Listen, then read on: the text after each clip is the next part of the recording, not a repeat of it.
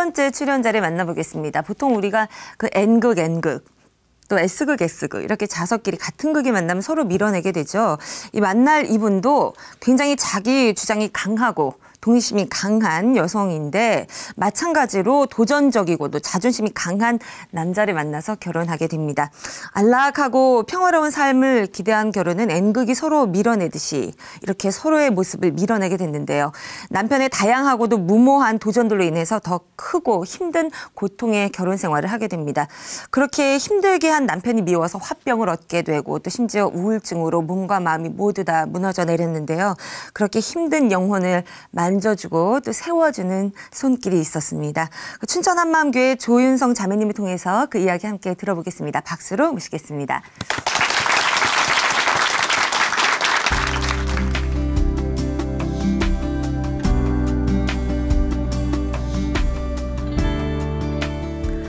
안녕하세요. 춘천 한마음교회 조윤성입니다. 저는 미움과 원망으로 죽을 만큼 힘든 삶을 살았었는데요.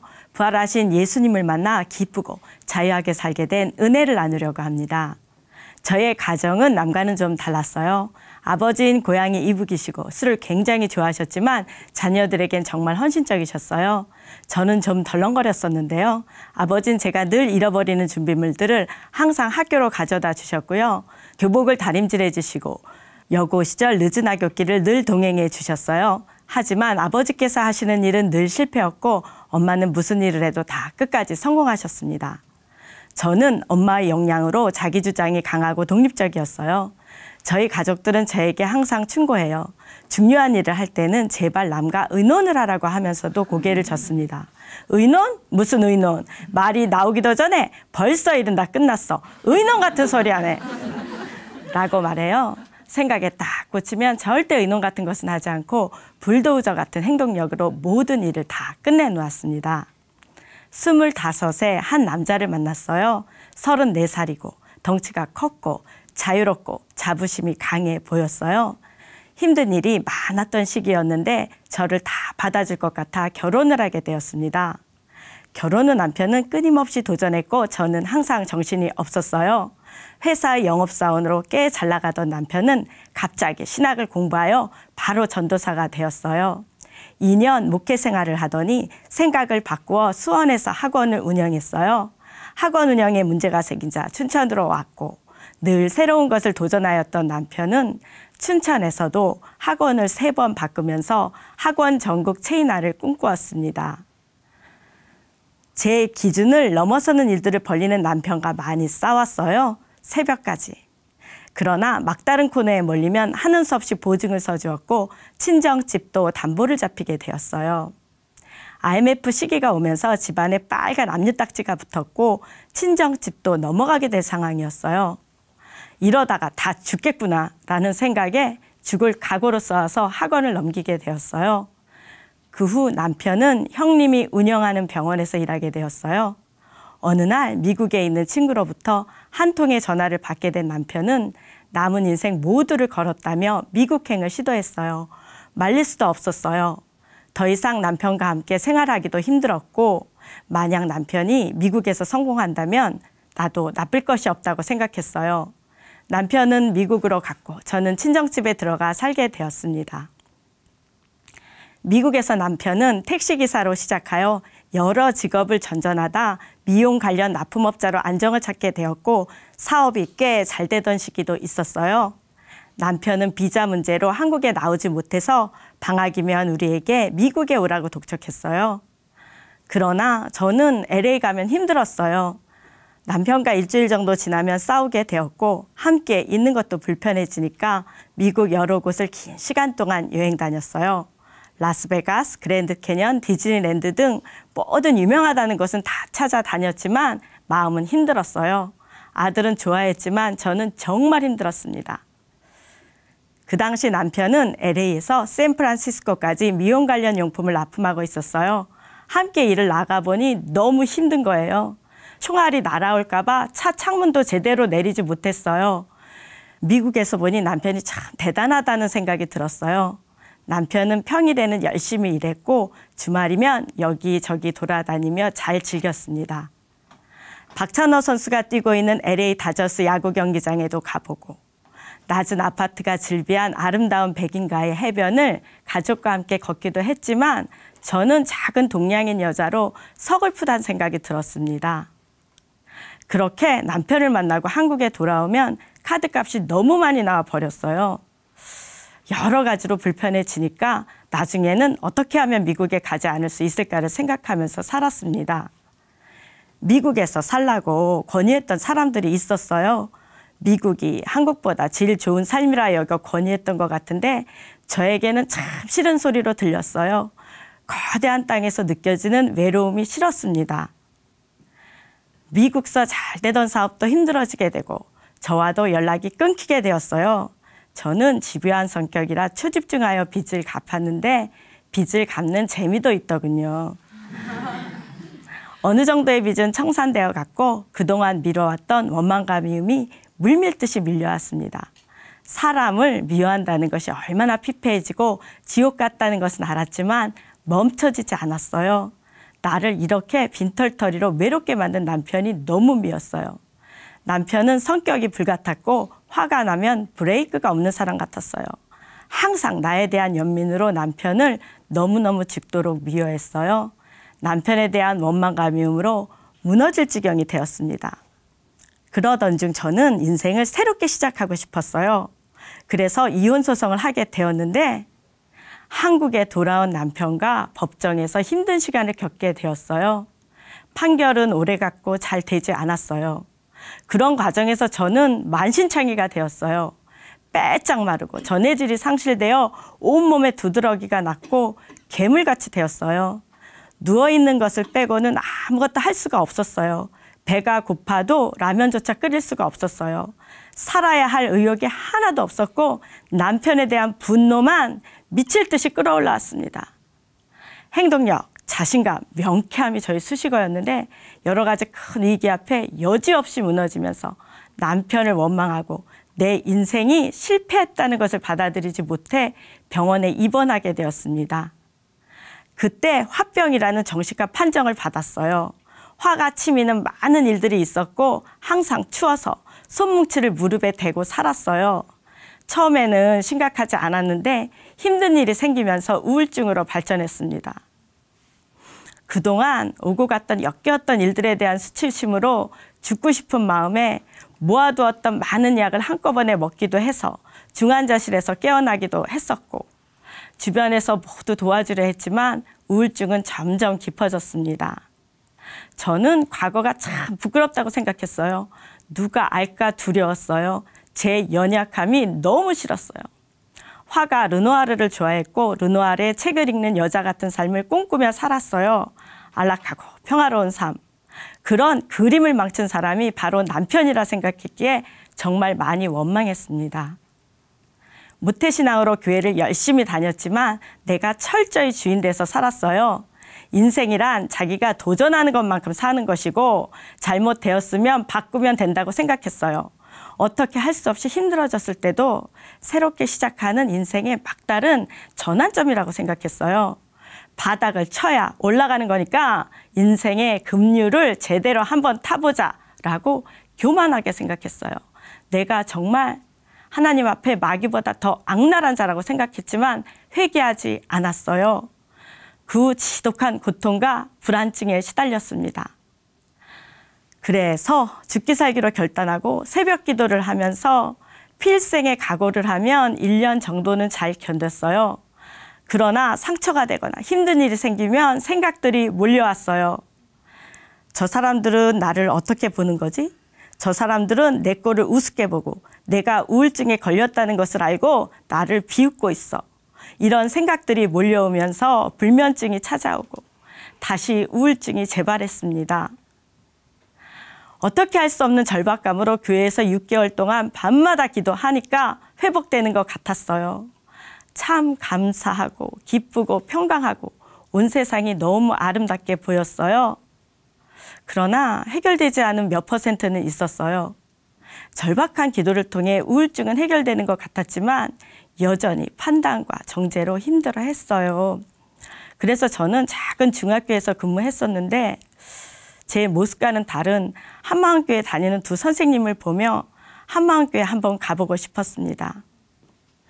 그래서 토요 찬양 예배에 참석했었는데 너무 기뻤어요. 일단 찬양 속에서 많은 상처들이 치유되었어요. 그리고 고향이 이북이시라는 목사님의 모습에서 돌아가신 아버지의 모습이 보이는 것 같았습니다. 빛이 어둠에 비추되 어둠이 깨닫지 못하더라 라는 말씀으로 세상이 어둠이라고 하셨어요. 그런 소리는 처음 들었어요. 또 아는 것은 우리는 하나님께 속하고 온 세상은 악한 자에 처한 것이며 온 세상이 악한 자에 처했다고 하셨어요. 그리고 부활 복음을 선포하셨어요. 가슴이 뻥 뚫리는 것 같은 충격이었습니다. 복잡했던 모든 것이 명쾌하게 정리되었습니다. 그렇구나. 내가 우울증으로 긴 시간을 보낸 이유는 별것도 아니구나. 복잡할 이유가 하나도 없구나. 원래 어둡고 악한 세상이구나. 그러니까 어둡고 악한 세상을 만지고 생각할수록 우울증이겠구나. 내가 절대 이상한 사람이 아니구나. 주님은 부활하셨고 나는 살았구나. 기뻐서 미칠 것 같았어요. 부활이란 말씀이 얼마나 좋던지 매일매일 공동체 예배를 드리게 되었습니다. 말씀이 새롭게 들리면서 점점 부활하신 예수님 앞에 간절한 마음이 되었어요. 그래서 요한복음을 반복해서 읽고 계속해서 들었어요. 요한복음을 듣고 있던 어느 날 나의 주, 나의 하나님이라고 고백하는 도마의 모습이 떠오르며 그대로 압도당하는 것 같았어요. 2000년 전에 신령한 몸으로 부활하신 예수님이 못자국 난 손과 옆구리에 손을 넣어보라고 말씀하시는 순간 그냥 꼬꾸라지는 도마의 모습이 보였어요. 예수님 앞에 굴복하는 도마의 모습이 그대로 실제가 되니 저도 그렇게 도마처럼 꼬꾸라질 수밖에 없었어요. 저는 젊은 시절 철딱선이 없다는 말을 많이 들었고 나이가 들어서는 사는 것 자체가 너무 힘들었어요. 그런데 부활하신 예수님을 만나니 내가 왜 그렇게 철딱서니가 없었는지, 왜 그렇게 힘들게 살았는지 알게 되었어요. 그 이유는 부활하신 예수님을 믿지 않고 내가 주인 되었기 때문입니다. 내가 그렇게 힘들게 살았던 이유도 남편 때문이 아니었어요. 내 인생 내가 주인이라며 마음껏 세상을 사랑했기 때문입니다. 저는 제 삶이 좀 특별하길 바랬어요. 그래서 남편이 미국에서 성공하길 꿈꿨어요. 그러나 미국에서의 삶은 내가 바랬던 그림이 아니었어요. 다시 새로운 인생을 꿈꿨지만 다 실패였어요. 그래서 다 싫었고 우울했고 죽고 싶었습니다. 항상 내 뜻대로 되어야만, 내 마음대로 되어야만 직성이 풀리는 천상천하 유아 독전이 바로 제 모습이었어요. 완전히 악랄한 마귀의 모습이었어요. 그런데 이런 나를 위해 하나님께서는 독생자 예수님을 십자가의 제물로 내어주신 거였어요. 나를 위해 귀하신 독생자 예수님을 십자가에 못 박으신 거예요. 내가 자녀이기 때문에 내 욕심대로 내가 하나님인 척하며 내 멋대로 살았던 내 죄를 사해 주시기 위해 나를 대신하여 독생자 예수님을 십자가의 제물로 못 박으셨다는 거예요. 악랄한 마귀 같은 내가 하나님의 자녀라는 거예요. 정말 상상할 수도 말로 표현할 수도 없는 하나님의 사랑 앞에 어찌할 수가 없었어요.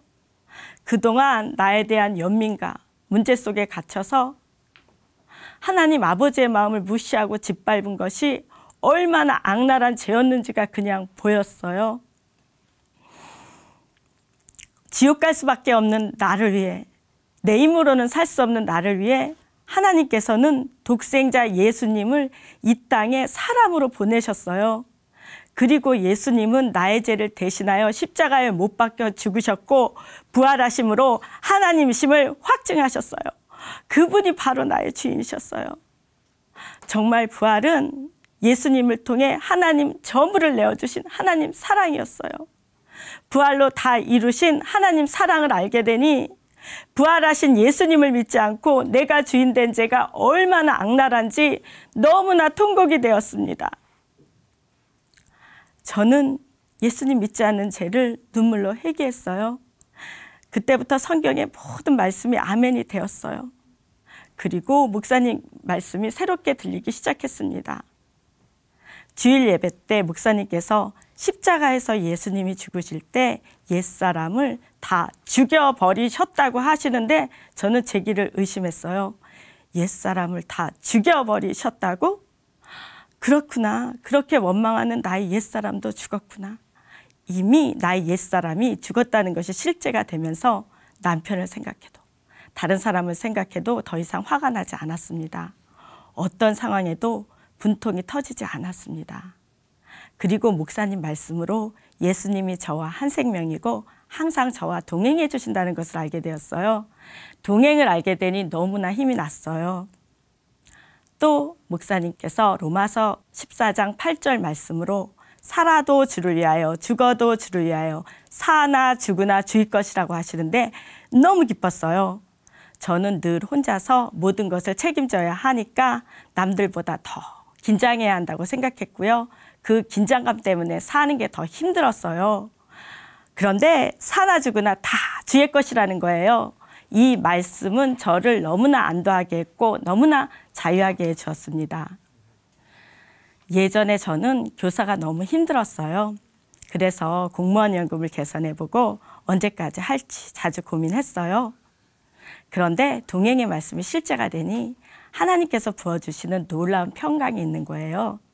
제가 과거에 우울했고 예민했던 사람이었잖아요. 그래서 그냥 딱 보면 단번에 아이들의 마음이 읽혀지는 거예요. 씩씩하고 밝은 모습 속에 숨어있는 아프고 눌린 복잡한 아이들의 마음을 아니까 그 마음이 그냥 이해가 되는 거예요. 저는 1학년 남학생들을 가르치고 있는데요. 시끄럽고 소란하지만 그런 남학생들이 편해요. 소란한 아이들을 기다려주며 수업을 합니다. 남학생들은 종례 시간에 이미 책상에 의자를 올려놓고 당장이라도 뛰어나갈 준비를 하고 있어요. 종례가 끝나기가 무섭게 여기저기 의자가 떨어지고 아수라장이 되어버려요. 그런데 그 속에서 편안함이 느껴지는 거예요. 기쁘게 아이들과 같이 청소를 마무리하면 너무 행복한 거예요. 너무 뿌듯한 거예요. 이런 기쁨이 내게서 나오는 것이 아니라는 것을 아니까 항상 감사한 마음이 듭니다. 제가 부활을 통해 보이지 않는 영원한 나라를 알게 되니 마귀에게 속아서 보이는 세상이 전부인 줄 알고 보이는 것으로 상처받고 원망하며 힘들어하는 사람들에게 꼭 복음을 전하게 됩니다. 아들의 군입대 때 알게 된 아들의 친구가 있었어요. 이 친구는 간절히 복음을 사모하는 마음이 있었지만 집이 너무 멀리 있어 예배를 참석하기 어려웠어요. 그래서 아예 춘천에서 직장을 구하게 하고 저랑 함께 모든 예배를 참석했는데요. 이 친구는 예수님을 주인으로 영접한 후 말씀과 기도에 집중하면서 이제는 어디에서도 복음을 전하는 놀라운 사명자가 되었어요. 일꾼과 함께 학교에서 동아리 모임도 하고 학생들을 상담할 때 복음을 전하며 자녀 문제로 힘들어하시는 학부모님께도 복음을 전했어요. 노방전도도 하고 시장 전도팀을 만들어 지체들과 함께 했습니다. 행복했습니다. 예수님이 제 마음의 주인 되어 주시니 이제는 사람들을 있는 그대로 받아들일 수 있게 되었고 영혼에 대한 사랑이 부어지면서 사랑으로 복음 전하며 기도하는 사람이 되었어요. 요즘 예수님과 함께하는 하루하루는 기쁨과 감사가 넘칩니다. 절망 가운데 무너졌던 저에게도 찾아와 주신 부활하신 예수님을 자랑하며 이제는 사명자로 열심히 달려가겠습니다. 감사합니다.